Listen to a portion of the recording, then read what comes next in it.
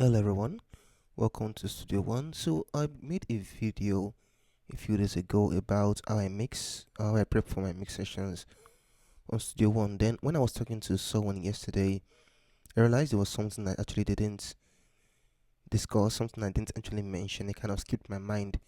So you see, Studio One has features that actually some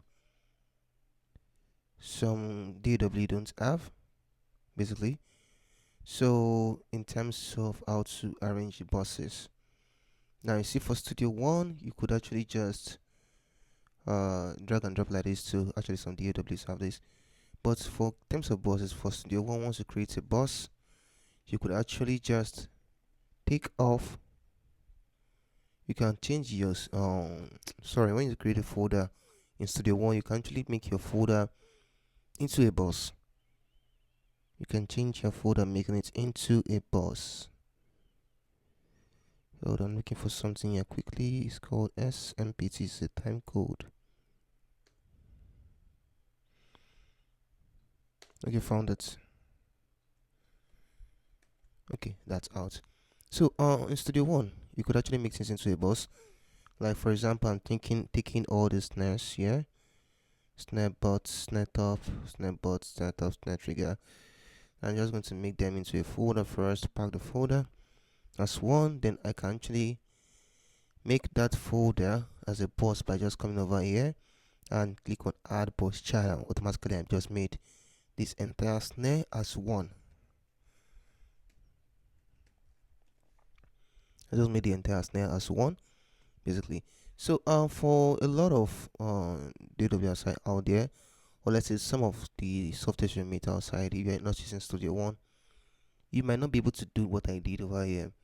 But what do you do if you want to be able to create a post? By the way, I always advise, at least if you cannot even create it into a boss, try to pack them into folders. Try to pack them into folders. That way, it reduces the amount of tracks you are seeing on your screen at once. That way, you can deal with them individually. It reduces the amount of tracks you can see on your screen at once. So you can easily go from seeing 50 tracks on your screen at once to maybe 6 or even lesser than that. Then you now open each folder individually. This way to deal with them individually. Now let's say I want to send them into a bus, and I don't want to do it the way I did my snare over here. And I already changed this snare into a bus. This snare is already a bus on its own, which means I can control it. So that's why you can see this volume lever here.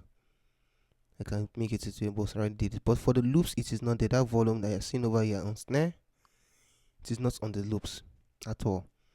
So the loop is just a folder right now. It's not a bus. Why this snare is a folder and a bus. But what if my DAW cannot actually do this?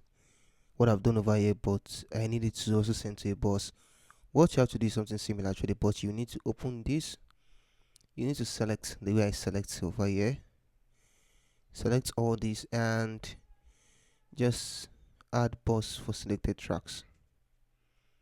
So what this does, it automatically creates a new bus for you that you can just name as loops. So what this does now is that once I solo this and play, all I'm going to be hearing here is just my loops. What's happening? Hold on. Yeah, that's it.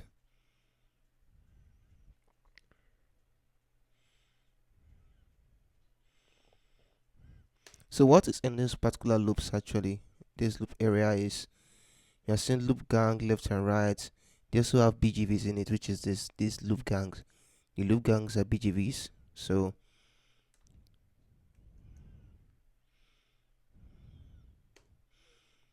once I solo this folder entirely, as long as I've sent it to that bus, whatever you be hearing from this bus is just loops.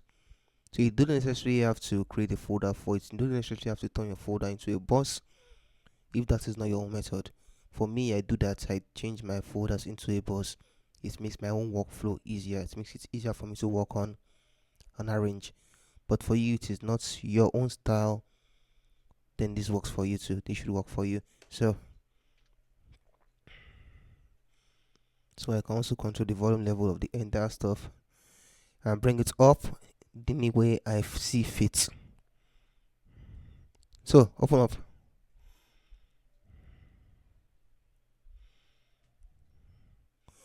Good. Now mind you, this is not mixed as obviously now I actually just dropped everything on this, as you could actually see from the beginning of this video. I dropped all this track on this, so this is not mixed, this is not pan, this is not balanced. I just dropped this in here for tutorial purposes, and I'll see you in the next video. But once again, please very much subscribe to this channel. It helps me to actually create more videos like this. Like, it actually motivates me to do more videos like this for you guys out there. Thank you very much. I'll see you in the next video.